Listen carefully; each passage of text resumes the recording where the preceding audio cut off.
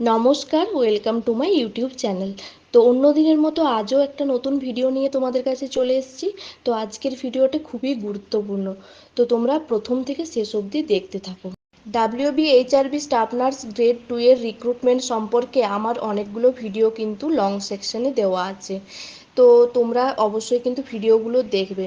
তো ওখানে WBHRB staff nurse grade 2 recruitment কীভাবে হয়, বা তোমরা কিভাবে ইন্টারভিউ দেবে, কাট অফ কীভাবে ক্যালকুলেশন হবে, কততে কত নাম্বার পাবে, অ্যাকাডেমিক স্কোর কত, অ্যাকাডেমিক কাট অফ ক্যালকুলেশন কীভাবে করবে, ইন্টারভিউতে কত মার্কস আছে, তারপর আরও যে ভিডিওগুলো মানে আমি কিভাবে র্যাঙ্ক করলাম 480, আমার এত কাছে কী করে র্যাঙ্ক হলো, আমার ইন্টারভিউ ট্রিক্স কি, আমি কিভাবে প্রিপারেশন নিয়েছি, তাছাড়া আরও কোশ্চেন ইন্টারভিউ রিলেটেড প্রিভিয়াস ইয়ারের ইন্টারভিউ রিলেটেড যে কোশ্চেন অ্যান্সার তারও পার্ট 1, পার্ট 2, পার্ট 3 কিন্তু তোমাদের কাছে চলে এসছে।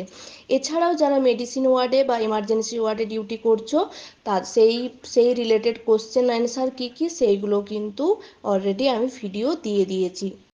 আরও তোমরা যারা বলছিলে যে ইএসআই এর যে ওয়াকিং ইন্টারভিউ, সেই ইন্টারভিউ রিলেটেড কোশ্চেন দেওয়ার জন্য বা কিভাবে ইন্টারভিউ দেব, আর সেখানে কী ধরনের কোশ্চেন ধরে সেই রিলেটেডও কিন্তু আমি একটা ভিডিও করেছি। তার সাথে সাথে ওই মেডিসিন এবং এমার্জেন্সি ওয়ার্ড রিলেটেড কী কী কোশ্চেন ধরে সেই নিয়েও কিন্তু বলেছি। আবার কী কী কোশ্চেন অন্যান্য যে ওয়ার্ড, সেই ওয়ার্ডের থেকে কীভাবে কী কী কোশ্চেন আসতে পারে সেটাও কিন্তু আমি অলরেডি বলেছি।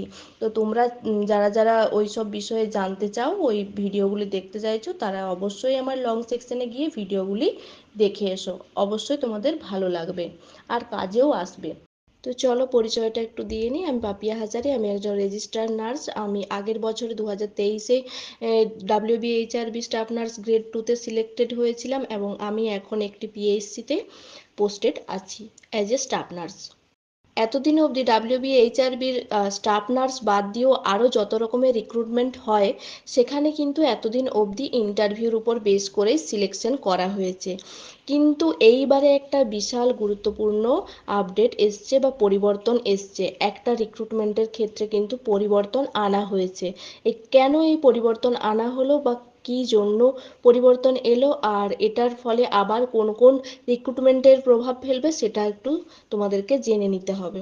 আমরা সবাই জানতাম যে WBHRBর যে কোনো রকম ইন্টারভিউ, যে কোনো রকম পোস্টের জন্য সিলেকশন কিন্তু ইন্টারভিউ বা মাধ্যমে হয়ে থাকে। এছাড়া অ্যাকাডেমিক স্কোর যেগুলো অ্যাড হয় সেইগুলো বাদ দিয়ে কিন্তু ইন্টারভিউর মাধ্যমেই হয়ে থাকে। এখানে কিন্তু কোনো রকম CBT টেস্ট অর্থাৎ কম্পিউটার বেসড টেস্ট বা কোনো রকম এন্ট্রান্স এক্সাম হতো না। কিন্তু এইবারে কিন্তু এই কদিন আগে একটা নোটিশ বেরিয়েছে, সেটাতে কিন্তু একটি আমূল চেঞ্জ চলে এসছে। তো তোমাদেরকে সেটা জেনে নিতে হবে যে কি চেঞ্জ হয়েছে। তো 2019 সালে একটা রিক্রুটমেন্ট বেরিয়েছিল, তো সেটার জন্য অনেকে অ্যাপ্লাই করেছিল, এত পরিমাণ স্টুডেন্ট অ্যাপ্লাই করেছিল যে সেখানে তারা সেই সিলেকশন এখনও করে উঠতে পারেনি। সেই জন্য তারা এতদিনে গিয়ে একটা নোটিশ বার করেছে, এবং সেটার জন্য সেই পোস্টের জন্য কিন্তু তারা একটা অনলাইন এক্সাম অর্থাৎ CBT টেস্ট, কম্পিউটার বেসড টেস্টের অ্যারেঞ্জ করেছে। তো এই যে হিউজ পরিমাণ স্টুডেন্টের অ্যাপ্লাই করার জন্য তারা কিন্তু এই সিদ্ধান্ত নিতে বাধ্য হয়েছে, কারণ এত পরিমাণ স্টুডেন্টকে তো আর ইন্টারভিউর উপর বেস করে তাদের সিলেকশন করা সম্ভব নয়। তো সেই জন্যই এই পরীক্ষার কিন্তু অ্যারেঞ্জ করা হয়েছে। তো দেখে নাও, এই যে নোটিশটি বার হয়েছে 19/7/2024 অর্থাৎ 19শে জুলাই এই নোটিশটি বার হয়েছে। এটিতে একটি ফেসিলিটি ম্যানেজারের পোস্ট রিক্রুটমেন্ট বার হয়েছিল 2019 সালে, যেটা গ্রেড 3 এর ছিল। সেটাতে 2,68,041 এতজন ক্যান্ডিডেট কিন্তু অ্যাপ্লাই করেছিল, অর্থাৎ প্রায় 2,70,000-এর মতো ক্যান্ডিডেট এটাতে অ্যাপ্লাই করেছিল। তো এতজন স্টুডেন্টকে তো শুধুমাত্র ইন্টারভিউর উপর বেস করে তো আর চাকরি দেওয়া সম্ভব নয় বা সিলেক্ট করা সম্ভব নয়। সেই জন্য তারা কিন্তু এই চেঞ্জটি নিয়ে এসছে।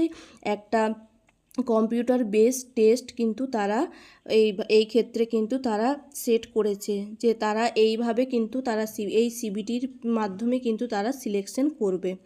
তো এই ক্ষেত্রে বলে রাখি, এই যে একটা চেঞ্জ হলো, আগে যেহেতু হতো না, তো এই ক্ষেত্রে কিন্তু এটা কি নার্সিংয়ের ওপরেও প্রভাব ফেলবে?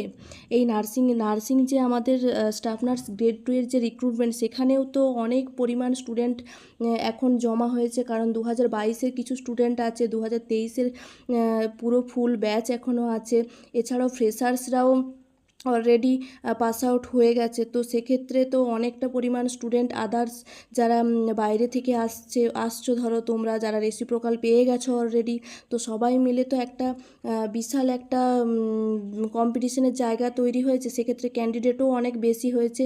তো নার্সিংয়ের ক্ষেত্রেও কি এই পরিবর্তন আসতে পারে বা এই টেস্ট হতে পারে? তো এখন তো কিছুই জানা যাচ্ছে না, আগের বছর অবধি ইন্টারভিউ বেসেই হয়েছে। যদি কোনো রকম সেরকম চেঞ্জ দেখা যায়, যদি এক্ষেত্রেও কোনো রকম কম্পিউটার বেসড টেস্ট হয়, সেক্ষেত্রেও আমি কিন্তু অবশ্যই তোমাদের আগে থেকে জানিয়ে দেবো। তো তোমরা কিন্তু এই যে একটা নোটিশ পেয়ে গেলে, তোমরা কিন্তু প্রিপেয়ার হয়ে থাকো, কারণ যেহেতু এত স্টুডেন্টের জন্য সিলেকশন পদ্ধতি চেঞ্জ করা হয়েছে, সেক্ষেত্রে কিন্তু নার্সিংয়ের ক্ষেত্রেও কিন্তু এই চেঞ্জটা আসতেই পারে। তো আমি এটা তোমাদেরকে বলে রাখলাম যাতে তোমরা আগে থেকে সতর্ক হতে পারো। এটাই যে ফাইনাল সেটা আমি বলছি না, হতে পারে এটাই আমি বলছি, যে যেহেতু এক্ষেত্রে হলো, সেক্ষেত্রে কিন্তু হওয়ার চান্স আছে। এবার এবছর না হলেও কিন্তু পরের বছর হতে পারে। তো এই বছর যদি ইন্টারভিউর মাধ্যমে হয়, পরের বছর হলেও কিন্তু হওয়ার চান্স একটা থেকে যাচ্ছে। তো আমার মনে হয় তোমরা এখন থেকে ভালোভাবে প্রিপারেশন শুরু করে দাও। যদি তোমাদের ইন্টারভিউ বাদ দিয়ে এই রকম অনলাইন বেসড টেস্ট হয় বা এক্সামিনেশন হয়, এমসিকিউ কোশ্চেনের ওপর এক্সামিনেশন হয়, সেক্ষেত্রে কিন্তু তোমাদেরকে খুব ভালোভাবে প্রিপারেশন নিতে হবে। আমি বলছি না যে এটাই ফাইনাল, এটাতে হয়েছে মানে নার্সিংও হবে, সেটা আমি একবারও বলছি না, কিন্তু হওয়ার চান্স একটা থেকে যাচ্ছে। যেহেতু হিউজ পরিমাণ ক্যান্ডিডেট হয়ে গেছে, সেক্ষেত্রে কিন্তু হওয়ার একটা চান্স থাকছে। তো তোমরা অবশ্যই ভালোভাবে প্রিপারেশন নিতে শুরু করো, আস্তে আস্তে করে পড়তে শুরু করো। কবে বেরোবে কি হবে সেটা ভেবে তোমরা এখন থেকে প্যানিক না করে বা সেটা নিয়ে চিন্তা না করে যে কবে বেরোবে, এখনও তো বেরোচ্ছেই না, এইসব ভাবনা চিন্তা বাদ দাও। একটু একটু করে পড়াশুনো শুরু করো, দেখো তোমরা কিন্তু টার্গেটে পৌঁছাবে, অবশ্যই তোমরা সাকসেস পাবে। হঠাৎ করে যদি ফর্ম বেরিয়ে আসে, তখন কিন্তু তোমরা সিলেবাস কাভার করতে পারবে না, বা হঠাৎ করে নোটিশ যদি কোনো কারণে দিয়ে দেয় যে এক্সামিনেশন হবে, সেক্ষেত্রে কিন্তু তোমরা সেটা ওভারকাম করতে পারবে না, বা তোমাদের একটু প্রবলেম হয়ে যাবে। তো সেই জন্যই বলছি, খুব ভালো করে পড়াশোনা শুরু করে দাও, আর অবশ্যই আমার সাথে থাকো। আমি আস্তে আস্তে করে কিছু কিছু কোশ্চেন, প্রিভিয়াস ইয়ারের যে ইন্টারভিউ কোশ্চেন এবং অ্যান্সার আমি আলোচনা করতে থাকবো। তো তোমাদের যদি এই ভিডিওটি উপকারে আসে, বা তোমাদের মনে হয় যে কিছু কাজে লাগছে ভিডিওগুলো, তো অবশ্যই আমাকে কমেন্টে জানাবে। ধন্যবাদ।